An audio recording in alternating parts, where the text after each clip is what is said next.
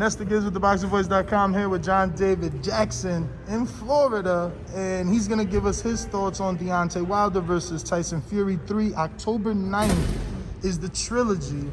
And I want to know, have you seen any changes in Wilder since linking with Malik Scott, former fighter? I've seen more punching. I'm not going to say better technique, but just more punching. I'm going to let me say it the way Tyson Fury said it best. He said, I stopped one fight and gave him a concussion. Now I stopped your training and gave him a concussion. What can you teach him? That's a very good analogy. But on the flip side of that, has Tyson taken the third fight serious enough? Because he was here, he was in Vegas, he's been all over the place. So camps have been fluctuating here and there. Can he beat Wilder? Yes, he's proven that. After the first fight, he learned from that first fight. In the second fight, he showed what he learned. He didn't need anybody new in his corner, honestly. So for this third fight, is he too overconfident? Is he not training like he should? His father's, most parents know the kids better. And he's not really preparing for those fights the way he should. And so, that brings up red flags. As far as Wilder, he's definitely getting ready for whatever's coming down the pipe. But like I said, Tyson understands, listen, I whooped your trainer, and I whooped you. What can he teach you new to beat me? The only thing that's gonna hurt Tyson is if he doesn't take the fight serious enough to realize, hey, something might come down the pike that they worked on that might hurt you. I mean, one thing that Wilder proved, he can drop him. So he knows that. But can he drop him and keep him down? Hey, Tyson, I got heart and got up and, so it's an interesting fight, and it's a fight that the fans deserve, and hopefully, October 9th it happens. It's a toss-up, because to me, honestly, it depends on what Fury does in his mindset. What's his mindset for this fight? Does he go out there and say, no, you're not going to beat me, I'll keep this thing going, or does he lackluster that night and allow Wilder to do his thing? But to me, it all depends on what Tyson does, because Tyson's the better fighter. Not the stronger fighter, but the better fighter upstairs. So it depends on what he does for this fight. Now, can you just elaborate a little more on, because you're quoting Tyson with such enthusiasm. Do you not believe Malik can add something because he has lost to Wilder and got beat up by Tyson Fury in sparring? Or do you think that a person that wasn't a world champion can still go on to be a great coach? No, I think any person that really has in their heart is a boxing person and they love boxing and they learn the sport, they can go on and be a great trainer. They might not have been the fighter they thought they were, but they may have learned from that, but they can be a better trainer. Now, you asked me about Deontay's trainer. Malik Scott. Yeah, Malik, listen, he's not teaching physically. Wilder to be a better fighter, technically. I should say technical-wise. I see the same thing. But he's showing them head movement. They're working on side-to-side head movement. When you They're working on doubling and tripling the left hook to the body. I've seen that. Listen, that all looks good. Feints. They're working on feints now. Yeah, okay. But when it gets hot and heavy, if they go a certain amount of rounds, and Fury's controlling the pace out of the tempo of the fight, what does Wilder do? Does he panic and go back to what he used to do, or can he stay with the game plan? But is everyone simply just resorting to that? Because even your answers to Fury, you were like, well, is he taking it serious? Is he training? So those are our assumptions, just like, is Wilder going to resort back to the old Wilder once he gets into a real fight? Those are also assumptions. We can assume that what he's doing in the gym will translate. Well, listen, I hope for him that whatever they're doing or what they're working on, that it works for them. Because, listen, personally, I like him as a man. He speaks his mind, he tells the truth. He doesn't back away from that. I love that about him. Boxing-wise, I always felt he should get better training, and I'm not saying Mark didn't do his job, because it takes two to tango. Maybe Wilder didn't want to do all that, and maybe in his mind he said, I got this right hand, I don't need all that crap. So I can't say, because I was never there.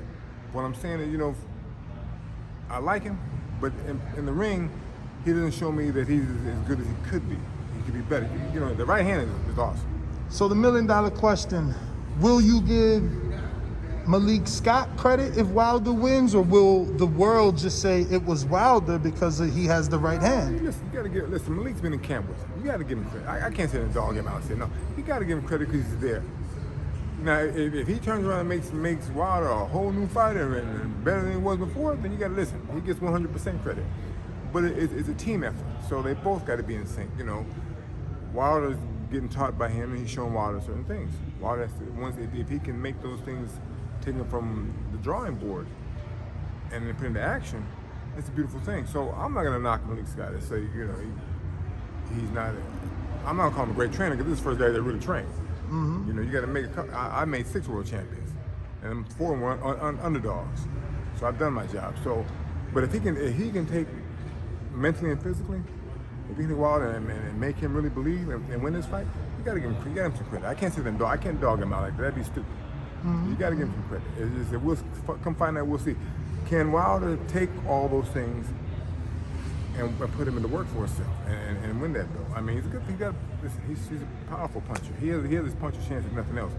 But the boxing skills and things they're working on now, if he can translate that come fight night to work for him, it's a beautiful thing for him. Have you heard of Jared Anderson, the real big baby from Ohio? Yeah, I was in camp with him recently. The other day.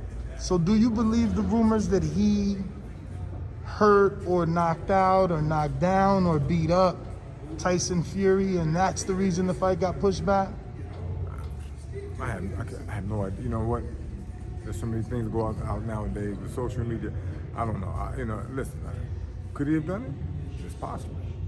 We don't have no video of it, so we don't know because they're smart. They would put a video out anyway when they're sparring. I don't know. Can Jared punch? I've seen him punch, but I don't think he can punch that hard. But if he kind of a good shot, anything is likely because he's big. He's a big guy, and his style is not to knock out. He's technical, real good technical boxer. And that's the beauty of him. So if you knock Tyson out, hey, I don't know because I don't see the video, so I really can't say. Well, there's a quote, PBC podcast had Deontay Wilder on, they released it today, and he said, he was told, Wilder said he was told that Tyson has been getting pieced up in sparring. That may be. Listen, sometimes the best fighters don't always look good in the gym. I don't care if they get beat up come fight night, I'll get case in point. Somebody I don't even like to talk about, but Sergey Kovalev in the gym looked terrible. Listen, you see this guy get his butt kicked. Come fight night, he showed up. And a lot of fighters do that. A lot of guys, Vanderbilt sometimes didn't look good. When we were younger, he didn't look good in camp. But come fight night, he showed up. So, Tyson maybe get beat up because, like I said, he's not really taking it from what I saw. He was the short time that I saw him in camp. When we were in the same gym together, I didn't see he was taking it serious. Mm-hmm. He's having a good time. But it's possible he can get pieced up, but time will tell. Come October 9th, we'll know. If he's not conditioned properly, that'll be on him. For sure. I want to transition and ask you, are you still working with Clarissa Shields? Yes. Perfect, because she just signed a Sky Sports. Yeah. So did so did Savannah Marshall. 2-fight deal. What is the timeline? Oh, so it's a 2-fight deal. So they both get one and then they go into it.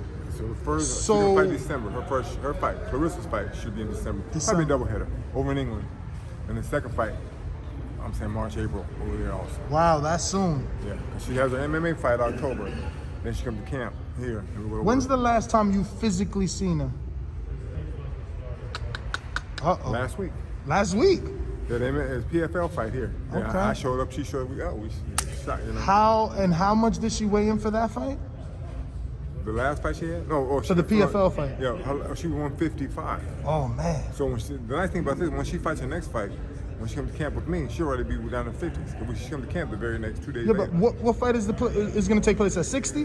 The PFL? No, the fight with Savannah. Yeah, probably 160. That's be nice for her because she has to lose all that weight. But yeah, I'm thinking that she's unified, but she's gonna go back up, I believe. So yeah. Yeah, because Savannah's never gone lower than 60. Yeah. So I don't think. Are you at all worried about that fight? Not really. I'll tell you why.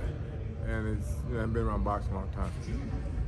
Savannah said a few things, but 2 Decembers, 2 years ago, in December, Clarissa and I were both in London, and they met up in person.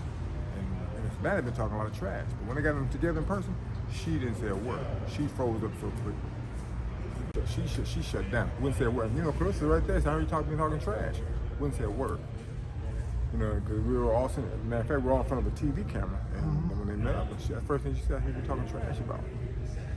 I mean, but does that necessarily mean that she can't beat her because she chose not to engage? Well, listen, first of all, you got to check her heart. Listen, in boxing, I'm gonna check your heart. But she beat her in amateur, so guess what? In Savannah's mind, she's got the mental edge. Yeah, but she's not the pro she thinks she is. Listen, come fight. I'm glad you're talking about that.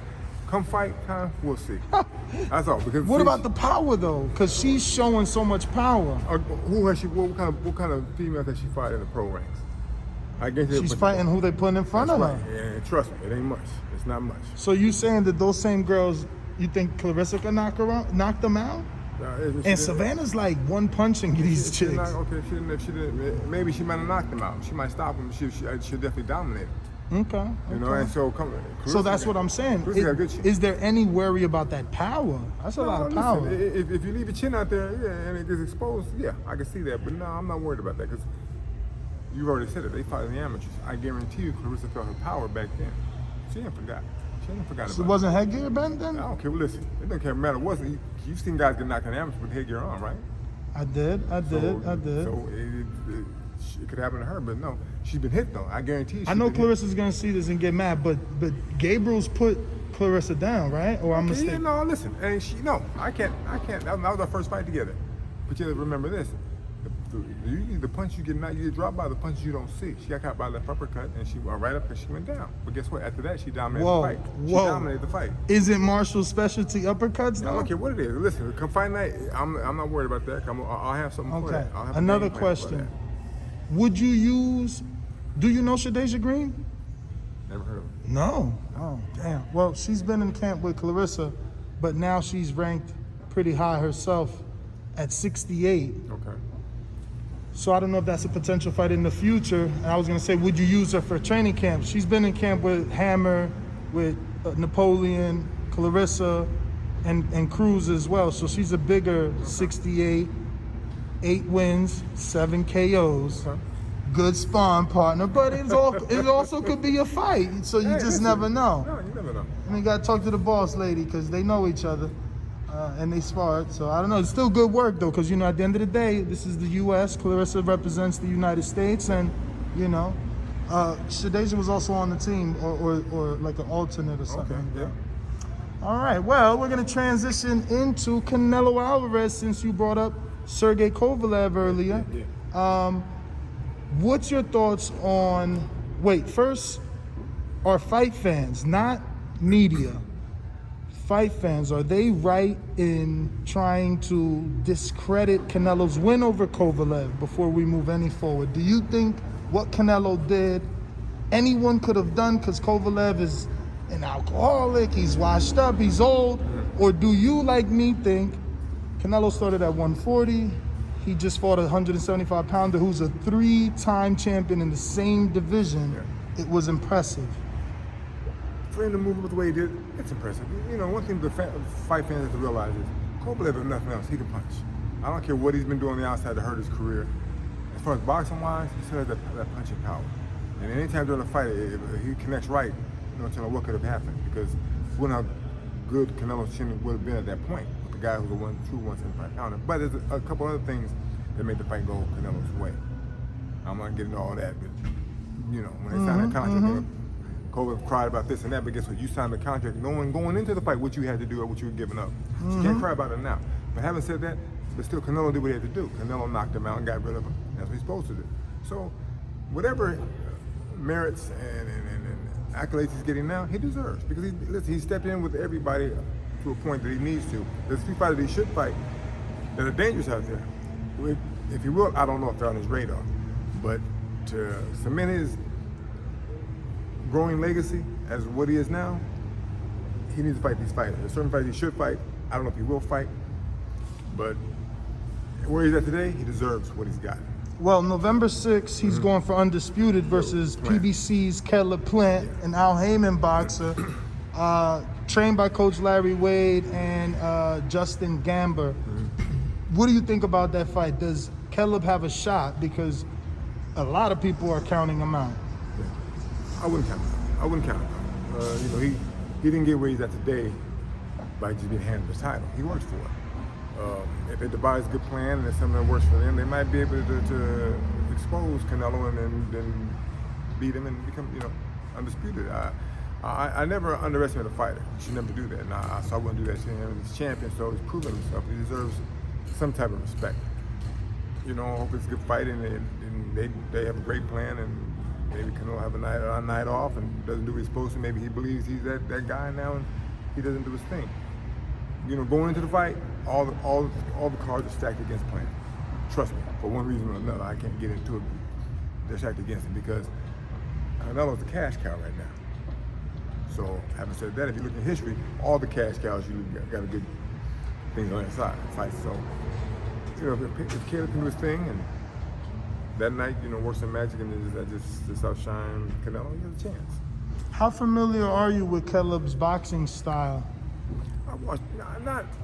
I haven't studied him a lot. You know, usually this day and age, I only study the guys that my guys fight the way. So I don't study everybody. But every now and then I might see a guy and I look at him just to kind of pick my own brain and see what he has or doesn't have. I've met him, but I've never really studied him a lot because that weight, 168, was never something that I had guys in that weight division. No, I understand. The reason I ask is because I feel like he's slicker than most. Yeah. And we haven't seen Canelo win with something like that since, I guess some would argue Daniel Jacobs, others would argue Floyd Mayweather and Islandri Lara. Okay. For me, I feel like Caleb has more offense than Lara. And obviously he's bigger than all of those men naturally. He's a 168 pounder, which means he's sucking down to take that advantage. So I'm just wondering if people are underestimating Caleb a little bit. No, you hit it right in the head. A lot of people are probably doing that because you also mentioned Lara, Floyd. I don't really say Jacobs because he's not the caliber of those guys you name. But boxers, let's just say this, boxers with movement give Canelo trouble. And if he's slick and quick and can do his thing, he can offset a lot of what Canelo's going to try to do to him. And that will present problems to Canelo. So a boxer gets in trouble. Can he do the same thing that these other fighters did and make it work for him? If he can, hey, he definitely has a better shot than most. Well, all right, Mr. Jackson, man, thank you for your time. And we appreciate you. Any social media or anything like that? No, listen, I'm too old for this. I'm old, man. I'm old school. In fact, I appreciate it. All right. Yo, if you enjoyed the video, feel free to hit the like, subscribe, and share. As always, if you want to support us to the next level, head over to the patreon.com/ThaBoxingVoice. We have tons of exclusive from Border Wars, Entitled, betting shows, the list goes on and on and on. But in addition to that, if you guys have questions for fighters, trainers, and promoters, this is where you can submit them. We will run out, get these questions answered, and put it back on the show just for you guys. Appreciate it. Peace.